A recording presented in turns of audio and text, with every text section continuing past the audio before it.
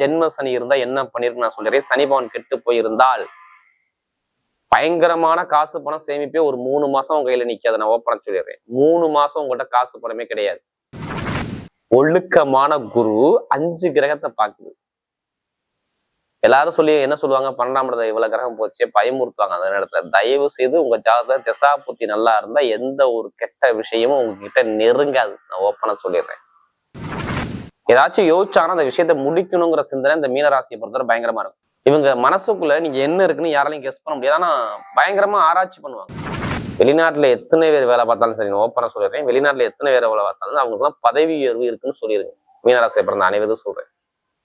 ஏன் எதை வச்சு நீங்க சொல்லுவீங்க பதவி உயர்வு இருக்கு? எல்லாமே சூரியன் சொந்த விட்டு 6ஆம் இடத்தை பாக்குறாரு. இப்ப வேலை உத்தியோகத்துல தான் ஃபர்ஸ்ட் உங்களுடைய சிந்தனையை வேலையை பத்தி தான் நீங்க சிந்திப்பீங்க. அம்மன் அருள் டிவி நேயர்களுக்கு வணக்கம். நான் உங்கள் வாழ்க வளமுடன் ஜோதிடர் ஸ்ரீ குருமுரளி. என்றால் குரு வழியில் குரு நேசிப்பும் குருவை போன்று அன்பார்ந்த குருவாரி நண்பர்களே, இன்றைக்கு பார்க்கக்கூடிய பலன் நல்லா பாருங்க. கால சக்கரத்தின் 11வது ராசியில 5 கிரகம் எப்படி ஆசைப்பட்ட விஷயத்தை அடைய எத்தனை பேர் காத்திருக்கீங்க? கண்டிப்பா அம்மனுடைய அருள் இந்த மாசம் இருக்கும். மெயினா குலதெய்வத்துடைய அருள் கண்டிப்பா நிறைய பேருக்கு இந்த அம்மன் அருள் டிவியை பார்க்கணும் கண்டிப்பா வேலை செய்யும். எல்லாருமே பாருங்க, மாசி மாசம் எல்லா குலதெய்வ கோயிலையும் விசேஷமா இருக்கும். இந்த மாசத்துல வரக்கூடிய முதல் விசேஷம் நான் ஓப்பனா சொல்றேன். மகா சிவராத்திரி. எல்லாருமே சிவன் கோயிலை நோக்கி சிவபெருமானுக்கு ரொம்ப உகந்த நாள். 4 கால ஹோம பூஜையும் அபிஷேகமும் எல்லா கோயிலும் சிறப்பா இருக்கும் பாருங்க. எல்லா நாட்டிலையும் எல்லா கண்ட்ரிலையும் முதல் தெய்வம் சிவபெருமானுக்கு பயங்கரமா விசேஷமா இருக்கும். இது மகா சிவராத்திரி பார்த்தீங்கன்னா மாசி மாசம் 3ஆம் தேதி மகா சிவராத்திரி வந்து எல்லாருமே சிவன் ஸ்தலத்துக்கு போய் சிவனுடைய அருள் கண்டிப்பா பாருங்க. படைத்தவன் இருக்க ஏன் பயம்? கண்டிப்பா வாழ்க்கையில வெற்றி வரும். அடுத்து பாத்தீங்கன்னா மாசி மகம். எல்லாருமே இதை மறக்க மாட்டீங்க. மாசி மாசத்துல நம்முடைய முன்னோர்கள் வந்து வீட்டுக்கு வருவான்னு சொல்லுவாங்க. மாசி மகங்கிறது ரொம்ப விசேஷம். இந்த காலகட்டத்தில் இந்த மாசத்துல வர விசேஷம்.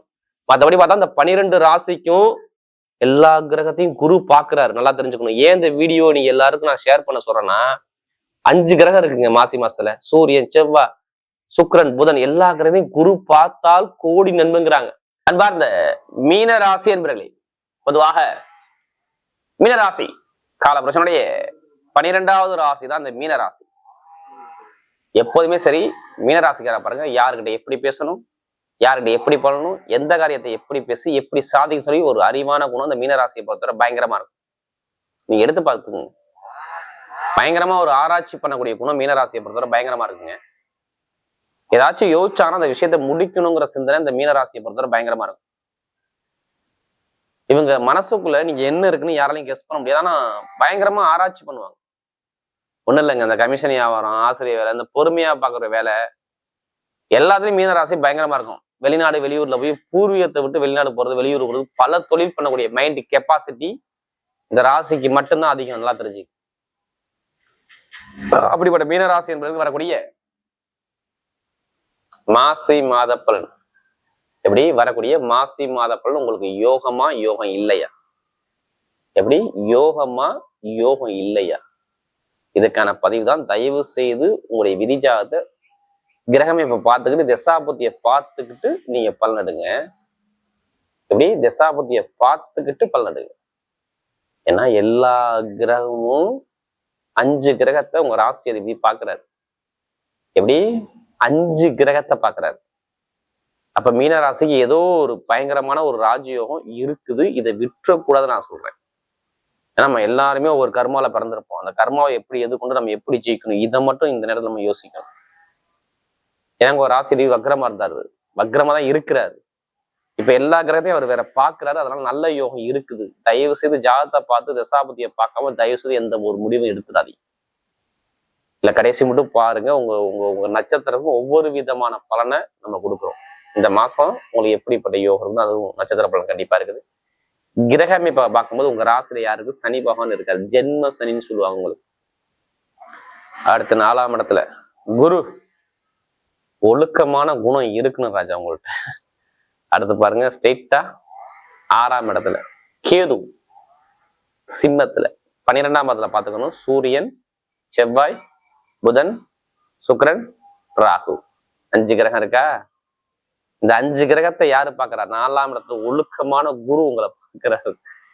ஒழுக்கமான குரு 5 கிரகத்தை பாக்குது.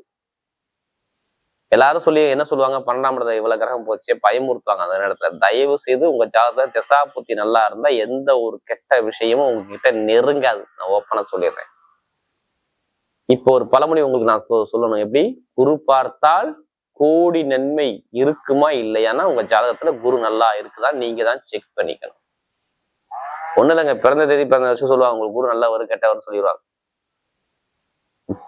இப்ப கரெக்டான ஒரு விஷயம் உங்களுக்கு வேலை செய்ய போகுது, ஏதோ ஒரு நல்ல ஒரு யோகம் இருக்க போகுது. அது நல்லதா நீங்க எடுத்துக்கிறது உங்க கையில தான் இருக்குது. ஏன்னா நிறைய பேருக்கு நான் ஓப்பனா சொல்றேன், ஜென்ம சனி இருந்தா என்ன பண்ணிருக்கு நான் சொல்றேன். சனி பவன் கெட்டு போயிருந்தால் பயங்கரமான காசு பணம் சேமிப்பே ஒரு 3 மாசம் உங்க கையில நிக்காது. நான் ஓப்பனா சொல்லிடுறேன். 3 மாசம் உங்கள்கிட்ட காசு பணமே கிடையாது. ஏதோ ஒரு வழக்கோ, ஏதோ ஒரு பிரச்சனையோ, ஏதோ வியாபாரத்தை தொந்தரவோ, இல்ல தொழில் உத்தியோகம் சரியில்லாத அமைப்போ கண்டிப்பா நீங்க கேட்டீங்கன்னா சொல்லுவாங்க, ஆமாங்கன்னு சொல்லுவாங்க. நீங்க கேளுங்க, மீனராசியை கேளுங்க. பொருளாதார வருமானம், இன்கம், வேலை உத்தியோகம் நிம்மதியா நீங்க வேலை பாக்குறீங்களா? வேலை இல்லாம எத்தனை பேர் வீட்டுல இருக்காங்க கேட்டு பாருங்க. நிறைய பேர் சொல்லலாம், திருப்பி கேளுங்க. கண்டிப்பா அரசாங்க வேலையோ இல்ல தனியார் நிறுவனத்தை வேலை பார்க்குற அதிகாரிகிட்ட ஒரு பிரச்சனை கண்டிப்பா கிளம்பி இருக்கும். இல்ல நான் வேலையை விட்டு மாத்தலாங்கிற பிளானுக்கு எத்தனை 2 மாசமா இருக்கீங்களா 3 மாசமா இருக்கீங்களா? கண்டிப்பா இருப்பீங்க. கடன், பகை, எதிரி, தொழில், உத்தியோகம், படிப்புகளில் ஒரு மந்தமான தன்மை, திருமண வாழ்க்கையில பயங்கரமான ஒரு தரங்கள், ஒரு பிரச்சனை ஆட்டோமேட்டிக்கா கிளம்பியிருக்கும். ஒண்ணு இடத்து பூமியில கிளம்பும், இல்லைன்னா சொத்து சார்ந்த பிரச்சனை பார்த்துருப்பீங்க. இல்லைன்னா உடம்புல நரம்போ, தோலோ, ஸ்கின்னோ நல்லா பார்த்துக்கணும். கால் வலியோ, இல்லைன்னா அந்த காது, மூக்கு, தொண்டை இருக்கு பார்த்தீங்களா, அதுல ஏதாவது தொந்தரவோ இல்லை வயிறு சம்பந்த தொந்தரவோ ஏதாச்சும் ஒரு ட்ரீட்மெண்ட் இப்ப எடுத்திருப்பீங்க பாருங்க. நான் ஏன் சொல்றேன்னா குரு வக்ரமா இருக்காரு, அதனால நீங்க மருத்துவ செலவு பண்ணுங்க நான் சொல்றேன். ஒண்ணும் இல்லை, நெஞ்சில சளி நிறைய பிடிச்சிருக்கும், இதய சம்பந்தப்பட்ட தொந்தரவுகள், இது மாதிரி ஒரு சின்ன சின்ன ஒரு செலவுகள் ஒரு சில பேருக்கு பண்ணியிருப்பீங்க. நான் சொல்றேன் 2-3 மாசமா கண்டிப்பா கேட்டீங்கன்னா ஆமான்னு சொல்லுவாங்க. எனக்கு தொழில் சரியா இல்லை, வேலை சரியா இல்லை, அப்படிதான் நிறைய பேர்கிட்ட சொல்லியிருப்பீங்க. நிறைய பேர் கேட்டா சொல்லுவாங்க. ஏன்னா நமக்கு நிறைய ஜாதகம் கொடுத்தது யாரு? மீனராசி தான். இனிமேதான் மீன களை கட்ட போகுது. எப்படி? மீனராசிக்கு இனிமே களை கட்ட போகுது. எது வந்தாலும் தடங்களே கிடையாது. எது வந்தாலும் தடங்களே கிடையாது. தடங்கள்லாம் தூக்கி வீசக்கூடிய நேரம் வருது பாருங்க. என்னுடைய முதல் பலனே சொல்றேன், வெளிநாட்டுல எத்தனை பேர் வேலை பார்த்தாலும் சரி, ஓப்பனா சொல்லிடுறேன், வெளிநாட்டுல எத்தனை பேர் வேலை பார்த்தாலும் அவங்களுக்கு எல்லாம் பதவி உயர்வு இருக்குன்னு சொல்லிருங்க. மீனராசியை பிறந்த அனைவரும் சொல்றேன். ஏன் எதை வச்சு நீங்க சொல்லுவீங்க பதவி உயர்வு இருக்கு? எல்லாமே சூரியன் சொந்த விட்டு 6ஆம் இடத்தை பாக்குறாரு. அப்ப வேலை உத்தியோகத்துல தான் ஃபர்ஸ்ட் உங்களுடைய சிந்தனையே வேலையை பத்தி தான் நீங்க சிந்திப்பீங்க. நான் ஓப்பனா சொல்றேன், வேலை நல்ல வேலை கிடைக்கணும், உத்தியோகத்துல பதவி உயர்வு எத்தனை பேர் வெயிட் பண்ணாலும் சரி அவங்க எல்லாம் பதவி உயர்வு சூப்பரா கிடைக்க போகுது. வெளிநாட்டுல வேலை பார்க்குற அனைவருக்குமே விசா பிரச்சனை, வேலை பிரச்சனை, உத்தியோக பிரச்சனை எதுவுமே இருக்காது. பார்த்துக்குங்க. சொந்த குடியுரிமையோ விசா பிரச்சனை சரியாயிரும். பதவி உயர்வு வேலை உத்தியோகம் கண்டிப்பா கிடைச்சிடும். கடனை அடைச்சிருவீங்க. அரசாங்க வேலை நிறைய பேருக்கு உண்டு.